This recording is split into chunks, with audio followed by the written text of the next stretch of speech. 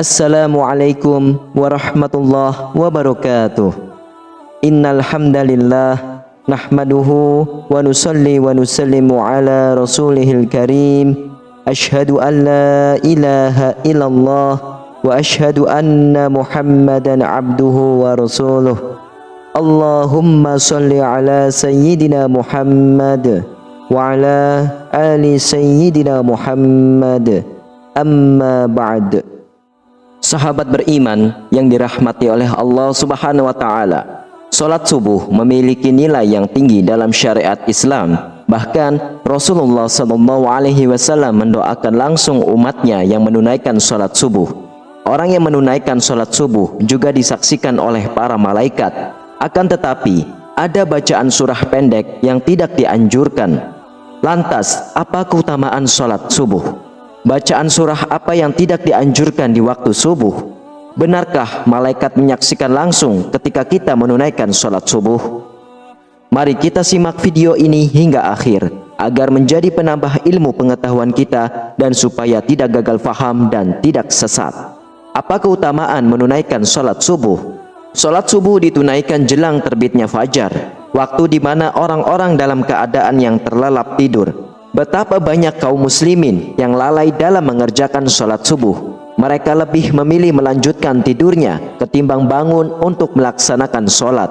Karena itulah Rasulullah SAW mengkhususkan sholat subuh mulia dengan keistimewaan tunggal.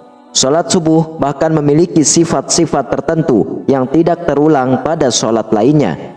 Saking istimewanya, orang yang mengerjakan sholat subuh didoakan oleh Rasulullah SAW. Hal ini sebagaimana disebutkan dalam sebuah hadis. Rasulullah SAW bersabda, "Ya Allah, berkahilah umatku selama mereka senang bangun subuh." Hadis riwayah Imam Tirmizi, Imam Abu Dawud, Imam Ahmad, dan Imam Ibnu Majah. Apabila Rasulullah SAW yang berdoa, bahkan tidak ada perantara di antara Rasulullah dengan Allah Subhanahu wa taala. Secara jazadiyah, Rasulullah SAW yang paling dekat dengan Allah Subhanahu wa taala. Dalam hadis lain dijelaskan bahwa orang yang melaksanakan sholat subuh berada dalam jaminan Allah Subhanahu wa taala. Rasulullah SAW bersabda, "Siapa yang menunaikan sholat subuh, maka ia berada dalam jaminan Allah." Bahkan jangan kau mencari jaminan Allah dengan sesuatu selain dari sholat, yang pada saat kau mendapatkannya justru kamu tergelincir ke dalam api neraka. Hadis riwayah Imam Muslim. Apabila Allah Subhanahu wa taala yang memberikan jaminan, mungkin akal manusia sulit untuk menjangkau dan menebaknya. Di antara janji Allah bagi hambanya yang taat menunaikan ibadah sholat subuh adalah kelak di surga nanti akan melihat Allah Subhanahu wa taala. Hal ini sebagaimana sabda Rasulullah SAW. Kami sedang duduk bersama Rasulullah SAW ketika melihat bulan purnama. Beliau berkata, "Sungguh kalian akan melihat Rabb kalian sebagaimana kalian melihat bulan yang tidak terhalang dalam melihatnya. Apabila kalian mampu, janganlah kalian menyerah dalam melakukan sholat sebelum terbit matahari dan sholat sebelum terbenamnya matahari, maka lakukanlah." Hadis riwayah Imam Bukhari dan Imam Muslim. Di dalam Al-Quran juga telah dijelaskan bahwa sholat subuh merupakan waktu yang paling baik untuk mendapatkan rahmat dan ridho dari Allah Subhanahu wa taala. Allah Subhanahu wa taala berfirman, "Dan bersabarlah kamu bersama-sama dengan orang-orang yang menyeru Tuhannya di pagi dan senja hari dengan mengharap keindahannya. Dan janganlah kedua matamu berpaling dari mereka karena mengharapkan perhiasan kehidupan dunia. Dan janganlah kamu mengikuti orang yang hatinya telah kami lalaikan dari mengingat kami, serta menuruti hawa nafsunya, dan adalah keadaan itu melewati batas." Quran Surah Al-Kahfi ayat 28. Lantas, surah apa sajakah yang tidak dianjurkan dibaca ketika sholat subuh? Begitu utama dan keistimewaannya sholat subuh, sampai ada bacaan surah tertentu yang tidak dianjurkan.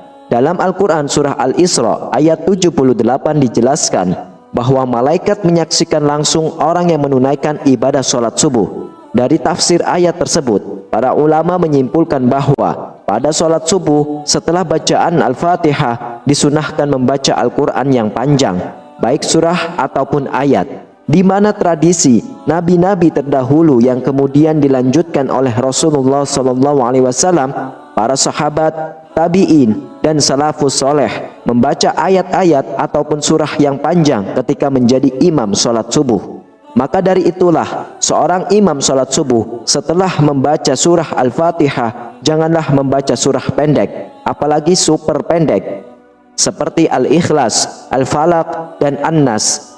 Ini bukan masalah sah dan tidak sahnya dalam bacaan dalam sholat, melainkan masalah untung dan rugi. Perkara sah sudah pasti sah, akan tetapi rugi karena disaksikan banyak malaikat. Maka tentu sangat sayang sekali jika hanya ayat pendek yang dibacanya, karena apabila semakin banyak huruf-huruf Al-Quran yang dibaca dalam melaksanakan sholat subuh yang disaksikan oleh banyak malaikat, akan menambah catatan amal kebaikan kita yang disampaikan ke Allah Subhanahu wa Ta'ala melalui malaikat. Rasulullah SAW seringkali menunjukkan contoh-contoh bacaan sholat subuh yang menandakan syarat akan makna tertentu. Pada beberapa riwayat, Rasulullah SAW disebutkan sering membaca surah Al-Waqi'ah, surah At-Tur, surah Qaf, dan surah At-Takwir.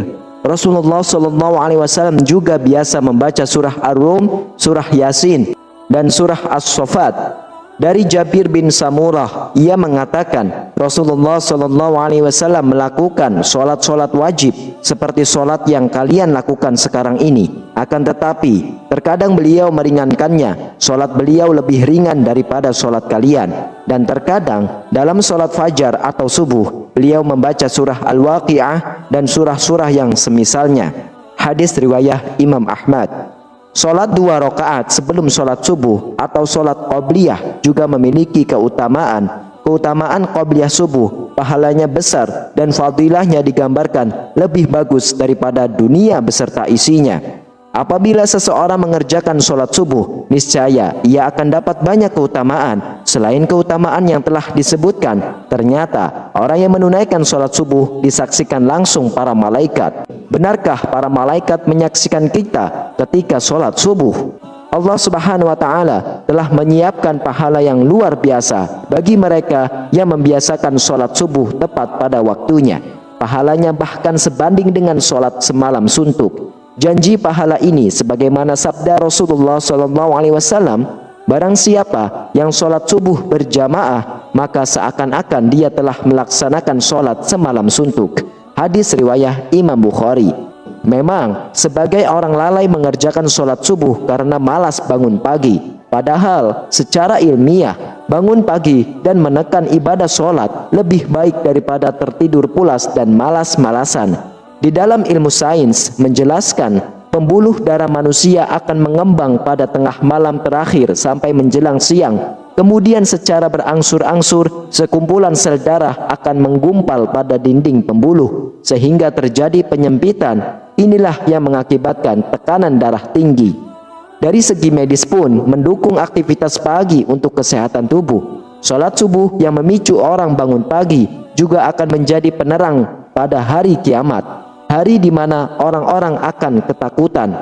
Rasulullah SAW bersabda, berilah kabar gembira bagi orang-orang yang berjalan di kegelapan menuju masjid untuk mengerjakan sholat subuh dengan cahaya yang terang benderang, pertolongan pada hari kiamat. Hadis riwayat Imam Abu Daud, Imam Tirmizi, dan Imam Ibnu Majah. Sholat subuh yang dilaksanakan pada pergantian malam dan siang dimulai menjadi hal yang disukai para malaikat. Karena pada saat itulah mereka malam dan siang sedang bertugas. Maka dari itulah mereka melaksanakan sholat subuh pada awal waktu. Sebab disaksikan oleh para malaikat, baik itu malaikat yang bertugas pada malam hari maupun siang hari. Allah Subhanahu wa Ta'ala berfirman, dan dirikanlah sholat subuh. Sesungguhnya sholat subuh itu disaksikan oleh para malaikat. Quran Surah Al-Isra ayat 78. Begitu istimewanya menunaikan ibadah sholat subuh, selain mendapatkan pahala baik dari segi medis, disaksikan pula oleh para malaikat. Itulah beberapa keistimewaan sholat subuh. Semoga kita semua dimudahkan untuk melaksanakan sholat subuh secara berjamaah yang pahalanya begitu besar sehingga lebih baik daripada dunia beserta isinya. Wallahu a'lam bishawab. Semoga video ini bermanfaat untuk kita semuanya. Wassalamualaikum warahmatullahi wabarakatuh.